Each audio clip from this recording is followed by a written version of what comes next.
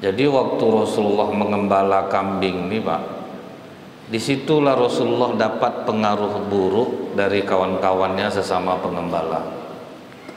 Usia masih 14 tahunan, berkawan-kawan. Disitulah kawan-kawannya sesama pengembala kambing itu memberikan pengaruh buruk kepada Rasulullah. Muhammad, sesekali turunlah kau ke Mekah. Sering ada acara musik, tarian, penari mantap-mantap. Pergilah kau nonton, biar kami jaga kambing kau. Jadi orang kalau untuk hal-hal yang buruk itu kekompakannya tinggi Pak. Karena memang setan tidak ganggu mereka, karena sama-sama kawan setan. Jadi setan tidak begitu mengganggu. Makanya preman Pak kalau ngumpul damai Pak. Mabuk betul dia happy dia, karena setan tidak ganggu. Mungkin kalau setan ganggu marah iblis jadinya. Kalian kawan-kawan kita jangan ganggu gak. Ganggu orang di masjid itu, maka di masjid yang banyak masalah Pak. Kita yang udah rajin sholat ini itu yang banyak masalah. Mulai dari masalah pembangunan masjid, buka puasa, pembagian zakat, ada aja terus masalah tuh Pak. Ada yang tidak dapat kupon pindah masjid dia sembahyang, banyak masalahnya Pak. Karena setan mengganggu. Disitulah makanya kita jangan heran Pak, kenapa ya orang-orang baik itu banyak permasalahannya, karena setan mengganggu. Dan orang kalau dalam keburukan mereka kompaknya minta ampun Pak.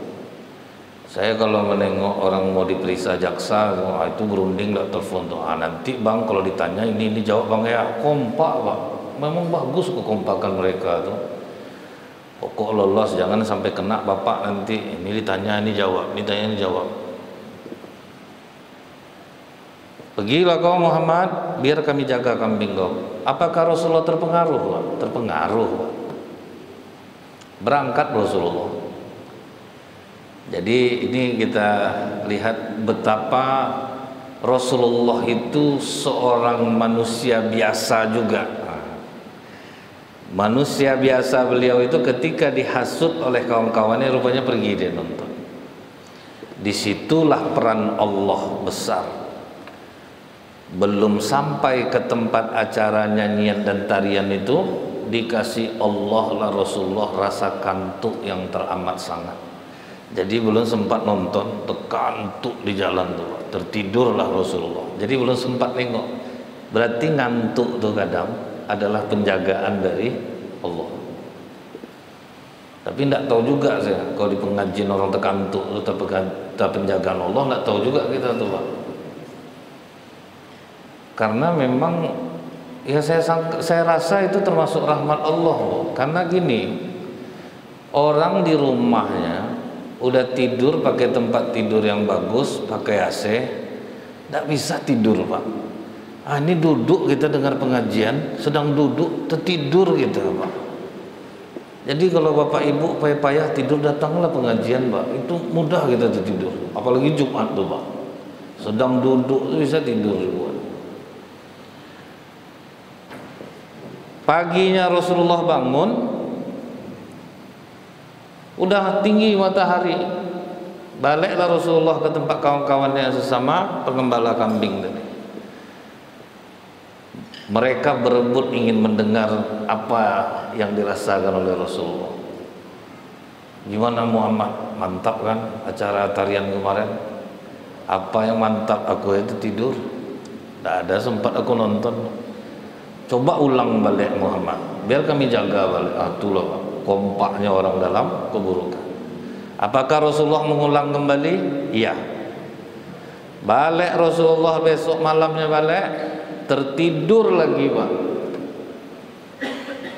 Itulah kata Rasulullah, mulai saat ini aku tidak akan pernah lagi melihat dan mendengar hiburan jahiliyah.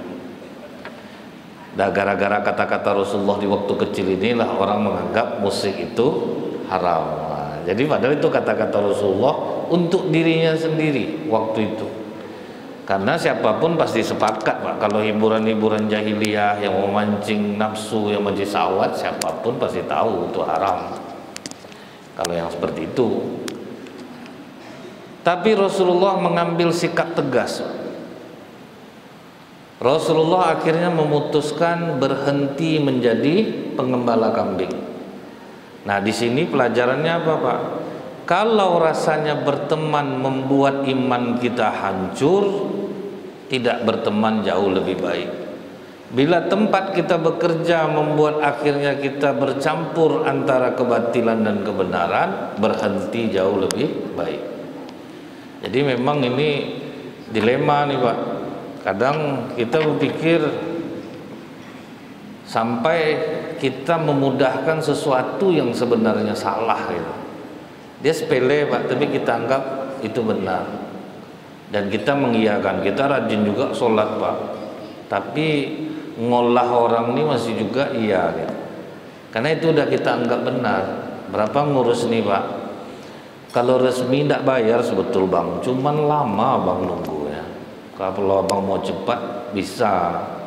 Kalau ada Abang 1 juta, aku ngantar nanti ke rumah. Itu tuh dianggap halal loh. Makanya banyak orang sembahyang itu tidak tenang jiwanya karena cara dia mencari itu dianggap halal sekarang. Kalau tidak gitu caranya Ustaz, tidak ada dapat tambahan kita. Kalau diharap gaji tetap susah. Alasannya tuh di dalam perdebatan menang dia tuh, Pak. Kalau itu alasannya itu betul, menang dia.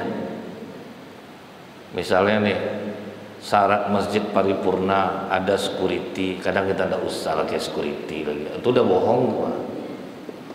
Tidak usah lagi security, kita yang jaga. Pakai dana untuk yang lain. Menurut kita betul, Pak.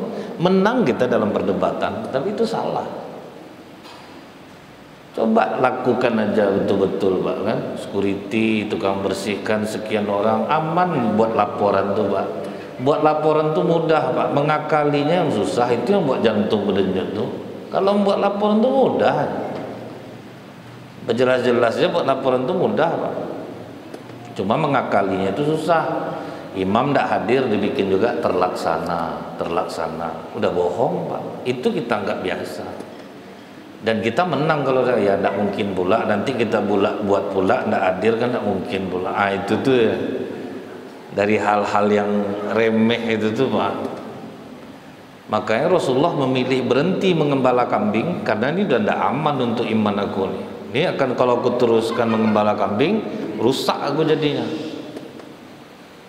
Jadi kalau di tempat pekerjaan kita rasanya iman kita tidak akan beres, rasanya berhenti jauh lebih baik. Dan Bapak boleh dianggap sombong oleh masyarakat, Pak. Kalau justru Bapak berkumpul, akhirnya banyak dosa dan maksiat yang kita buat. Karena orang Indonesia ini, Pak, penggibah nomor 2 di dunia, Pak. Bayangkan. Orang kan membaca algoritma kita, Pak. Yang ditonton orang Indonesia itu tayangan gosip itu nomor 1 tinggi gitu. Itu sementara kita orang-orang rajin sholat, dia laki-laki perempuan di Indonesia ini kepo tinggi, Pak. Paling suka bahas orang tuh, paling ngiri tuh. Kita duduk di masjid sambil ngopi, akhirnya aib orang yang kita ceritakan, walaupun pakai kalimat nih, Pak. Aku bukan menjelekkan orang nih, Pak. Ini Allah saksi. Akhirnya menjelekkan orang dan itu kita anggap biasa, Pak. Padahal kita tahu, Pak, atadruna minal muflis, tahukah kalian orang yang bangkrut?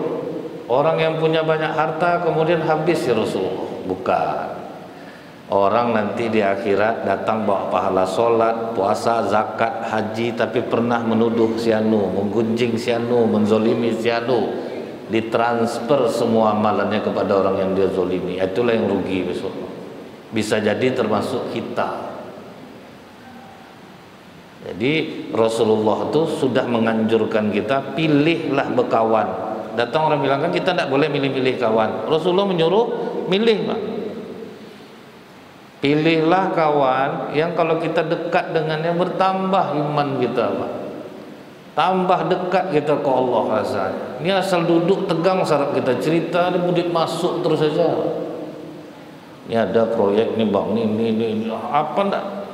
Sakit otak dibuatnya.